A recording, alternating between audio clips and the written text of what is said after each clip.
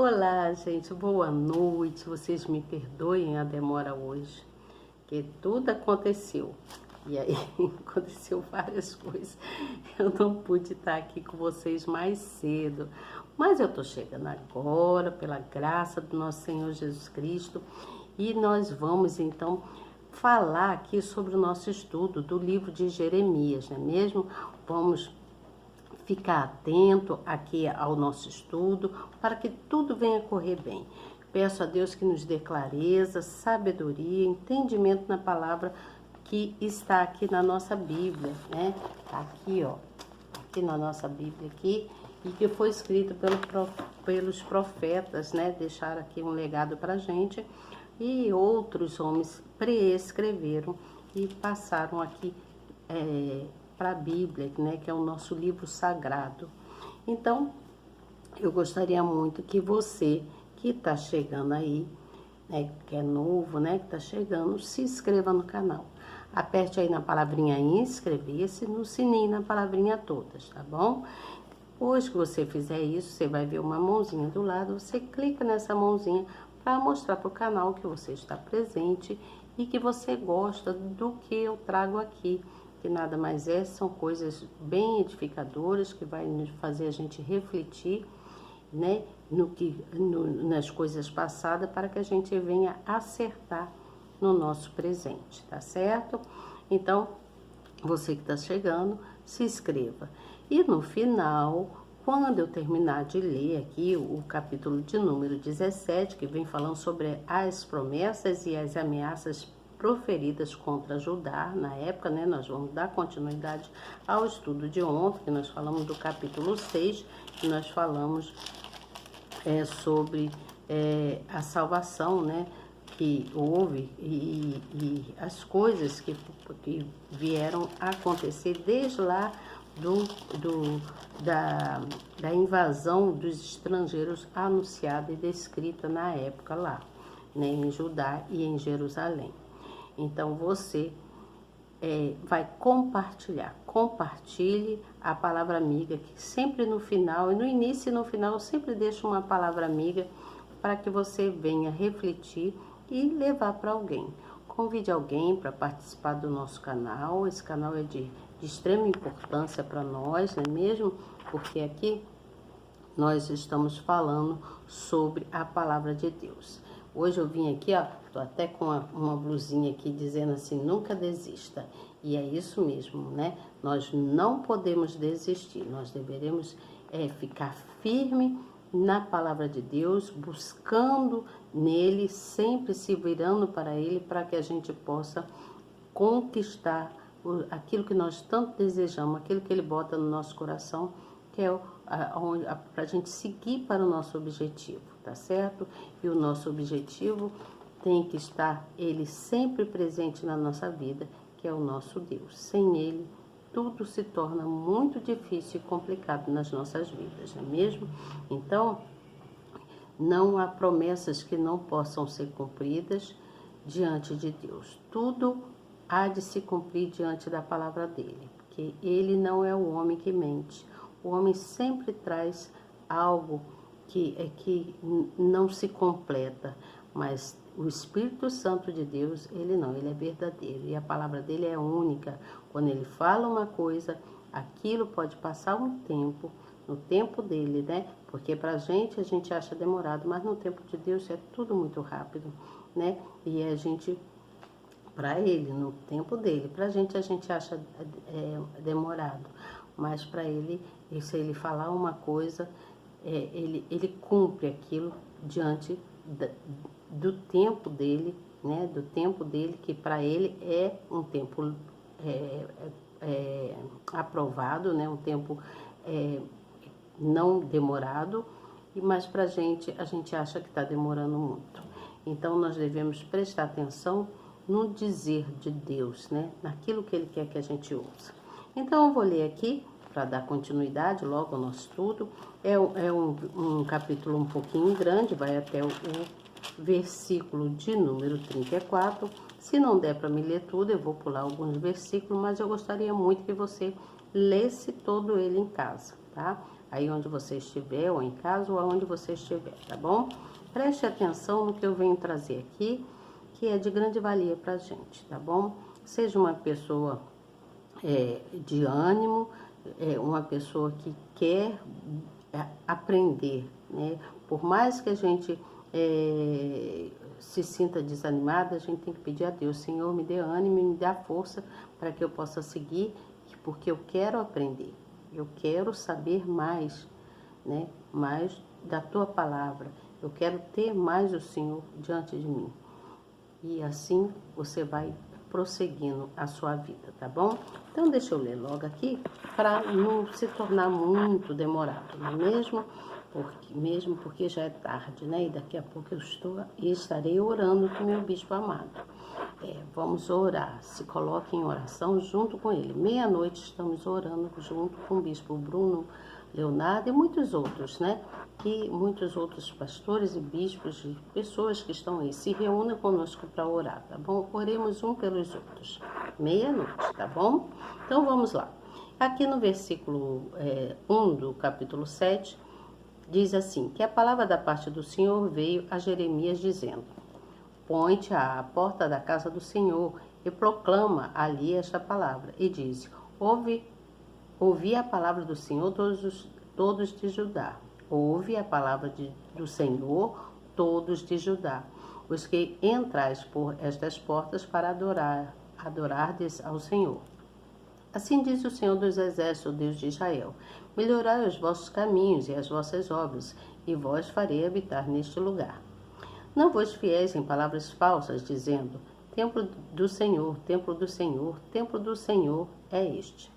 Mas se deveras melhorardes os vossos caminhos e as vossas obras, se deveras praticardes o juízo entre o homem e o seu próximo, se não oprimirdes o estrangeiro e o órfão e a viúva, nem derramastes sangue inocente neste lugar, nem andaste após outros deuses por vosso próprio mal, eu vos farei habitar neste lugar na terra que dei aos vossos pais, desde os tempos antigos e para sempre. Eis que vós confiais em palavras falsas, para que nada vos aproveitem. Porventura, furtareis e matareis, e adultereis e julgareis falsamente, e queimareis incenso a Baal, e andareis após outros deuses que não conhecestes? E então vireis e vós poreis diante de mim nesta casa, que se chama pelo meu nome, e direis: fomos libertos para fazermos todas essas abominações? E pôs esta casa, que se chama pelo meu nome, na caverna de salteadores, em vossos filhos? Eis que eu mesmo vi isto, diz o Senhor. Mas ide agora ao meu lugar, que estava em Siló, onde ao princípio fiz habitar o meu nome, e vede, e o que lhes fiz, por causa da maldade do meu povo Israel. Agora, pois, enquanto fazeis todas essas obras, diz o Senhor, e eu vos falei, madrugando e falando, e não ouvistes, e chamei-vos e não respondestes.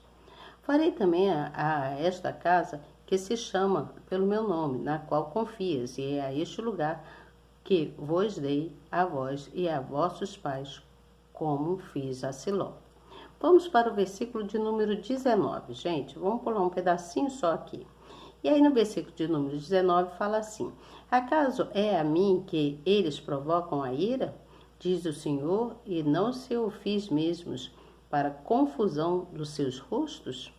Portanto, assim diz o Senhor Deus: eis que a minha ira e o meu furor se derramarão sobre este lugar, sobre os homens e sobre os animais, e sobre as árvores do campo, e sobre os frutos da terra, e suceder-se-á, e não se apagará. Assim diz o Senhor dos Exércitos, o Deus de Israel: ajuntai os vossos holocaustos aos vossos sacrifícios, e comei carne. Porque nunca falei a vossos pais no dia em que os tirei da terra do Egito, nem lhes ordenei coisa alguma acerca de holocaustos ou sacrifícios. Mas isto lhe ordenei, dizendo: dai ouvidos à minha voz, e eu serei o vosso Deus, e vós serei o meu povo, e andai em todos os caminhos que eu vos mandar, para que vos vá bem. Mas não ouviram, nem inclinaram os seus ouvidos, mas andaram por seus próprios conselhos no propósito do seu coração malvado, e andaram para trás e não para diante. Desde o dia em que os vossos pais saíram da terra do Egito até hoje, enviei-vos todos os meus servos, os profetas, e todos os dias madrugando e enviando-os, mas não me deram ouvidos, nem inclinaram aos seus ouvidos, mas endureceram as suas cerviz e fizeram pior do que seus pais. Disse-lhes, pois, todas essas palavras, mas não te darão ouvidos. Chamá-lo-ás, mas não te responderão. Elegirás, esta é a nação que não deu ouvidos à voz do Senhor seu Deus e não aceitou a correção. Já pereceu a verdade e foi cortada da sua boca. Corta o teu cabelo e lança-o de ti. Levanta um pranto sobre as alturas, preste atenção, porque já o Senhor rejeitou e desamparou a geração do seu furor. Porque os filhos de Judá fizeram o que era mal aos meus olhos, diz o Senhor. Puseram as suas abominações na casa que se chama pelo meu nome, para contaminá-la. E aí diz mais assim, e edificaram os altos de Tofete, que está no vale do filho de Inom, para queimarem no fogo os seus filhos e as suas filhas, o que nunca ordenei, nem me subiu ao coração. Portanto, eis que vem dias, diz o Senhor, em que não se chamará mais Tofete, nem vale do filho de Imom, mas vale de matança, e enterrarão em Tofete, por não haver outro lugar. E os cadáveres deste povo servirão de pasto às aves dos céus e os animais da terra, e ninguém os espantará. E farei cessar nas cidades de Judá e nas ruas de Jerusalém a voz do gozo e a voz da alegria, e a voz do esposo e a voz da esposa, porque a terra se tornará em desolação. Então, o que está dizendo aqui, gente? Que foi feita uma promessa, Deus fez uma promessa, mas ele também fez uma ameaça, que foi proferida contra o povo de Judá, porque o povo de Judá era um povo muito rebelde, era um povo que estava fazendo todas as coisas que não condizia com o que Deus havia pedido para eles. Então, o que acontecia? Eles estavam totalmente desligados da fé, né, para com Deus. O que aconteceu? O povo, ele confiava nas promessas que Deus dizia, que dizia que Deus estaria sempre em Sião. Assim, as pessoas se acomodaram na fé e outras se afastaram totalmente do Senhor Jesus. A instrução dos falsos sacerdotes era que o templo protegeria a nação e que o Altíssimo jamais permitiria a destruição de Jerusalém e da sua casa. Mas isso era mentira, totalmente mentira de alguns falsos profetas daquela época.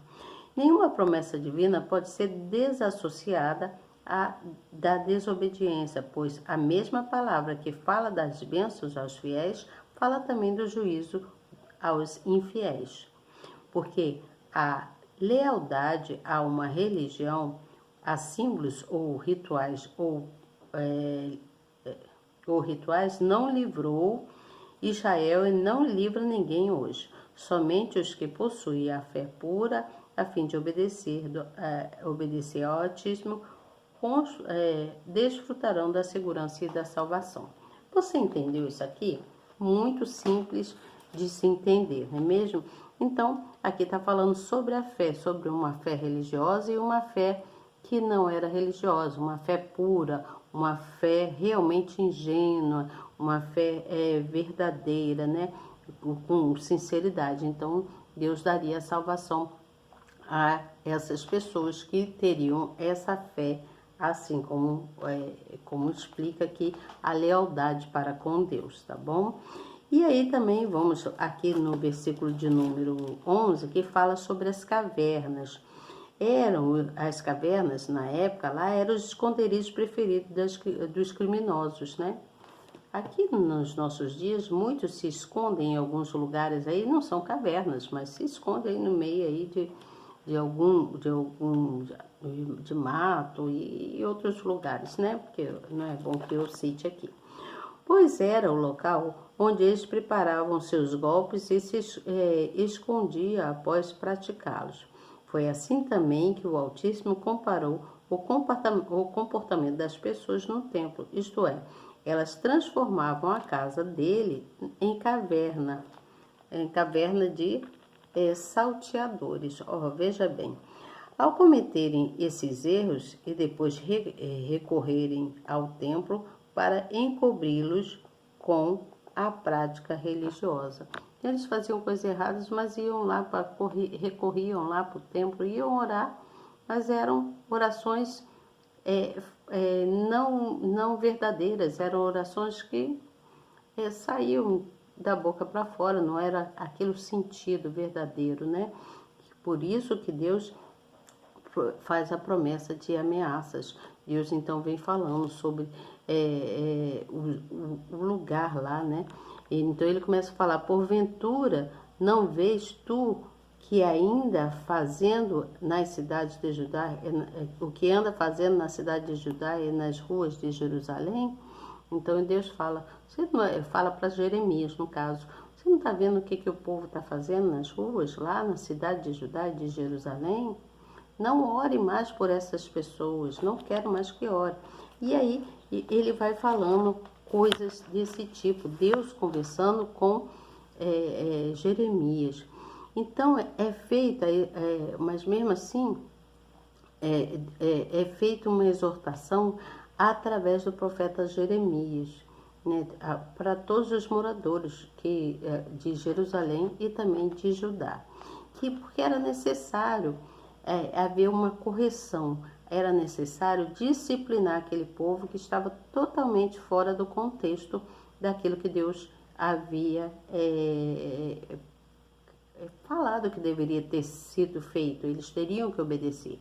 Eles eram pessoas muito hipócritas, pessoas que eram pessoas ruins, eram pessoas falsas, injustas, eram pessoas idólatras, eram pessoas que eram mentirosas, eram pessoas invejosas e até ladrões. Eram ladrões, eles roubavam, eles furtavam coisas e depois iam para o templo lá orar como se estivesse fazendo orações sinceras, como se fossem santos, né? Santos no modo de dizer. Só que eles eram terríveis. Então foi necessário uma disciplinação para eles. O que nós vemos com isso? Que muitas pessoas dependem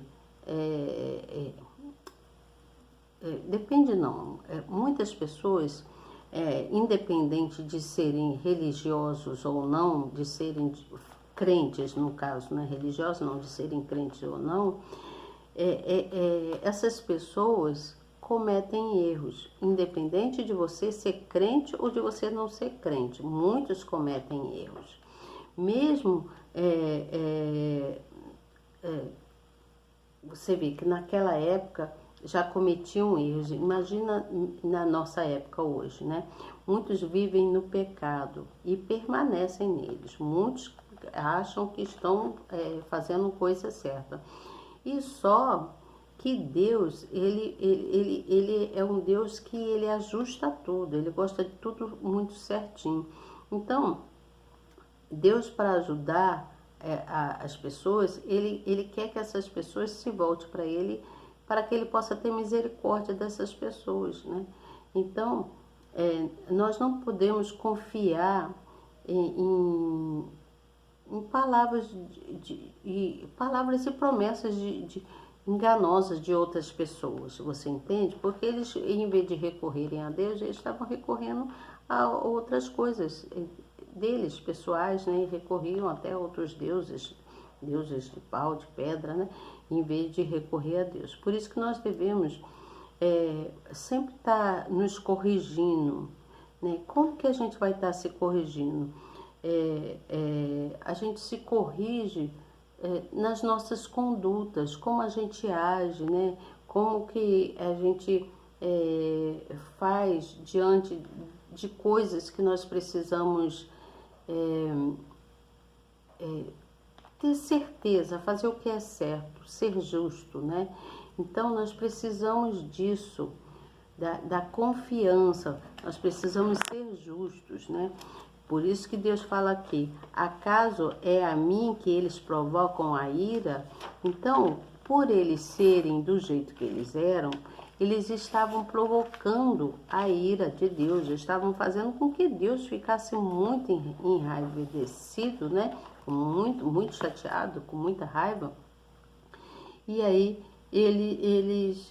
Deus teria que puni-los de alguma forma. E como que ele puniria? Ele foi através do profeta Jeremias. Então ele falava para Jeremias: Jeremias, não quero mais que ore por esse povo, porque eu vou acabar com tudo. Eu vou acabar com Judá, eu vou acabar com Jerusalém, eu vou acabar com tudo. E tudo aqui se tornará um vazio, vai se tornar como é que ele diz aqui? Diz assim, ó: e farei cessar nas cidades de Judá e nas ruas de Jerusalém a voz de gozo. Então, toda a voz de alegria que eles tinham, né? Que as esposas e todos tinham lá, todo aquele povo que era feliz, passaria a viver muita tristeza e ele iria realmente acabar com tudo, não haveria mais nada, haveria desolações. E só os pássaros e os animais que andassem por ali iriam, o local lá serviria de aterro para os animais, você entende? Então, Deus, ele ordenou para que Jeremias não orasse mais pelaquele povo. Você entende?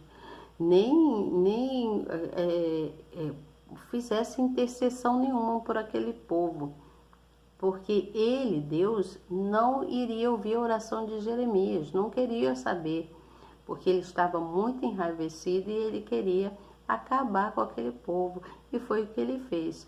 Ele com o fogo abrasador dele, né? Eu não sei a palavra correta, né? Ele mandou fogo com tanta ira que Deus ficou de ver os erros daquelas pessoas, que Deus destruiu tudo, né? E houve morte em tudo, e tudo se tornou totalmente um deserto. Aí acabou-se com tudo, acabou-se. Então, é necessário ser sábio. É necessário ser sábio para não passar vergonha. É necessário procurar em Deus, né? Porque as pessoas que são religiosas e falsas, né? Como no caso contou aqui na história, que houve muitos profetas falsos, muitos sacerdotes lá no caso, né? Pessoas que mentiam, roubavam, furtavam, invejavam e faziam coisas horríveis e depois iam para o templo orar. E Deus via que não havia justiça, que não havia sinceridade, que não havia amor verdadeiro, que era tudo falso e pura religiosidade. Não amor a Ele, em buscar Ele e pedir a Ele que cuidasse, tivesse misericórdia de todos. Você entende? Então, nós precisamos ter essa clareza de entendimento, porque nós só teremos a nossa salvação mediante a misericórdia de Deus sobre nós, porque somos errantes, né?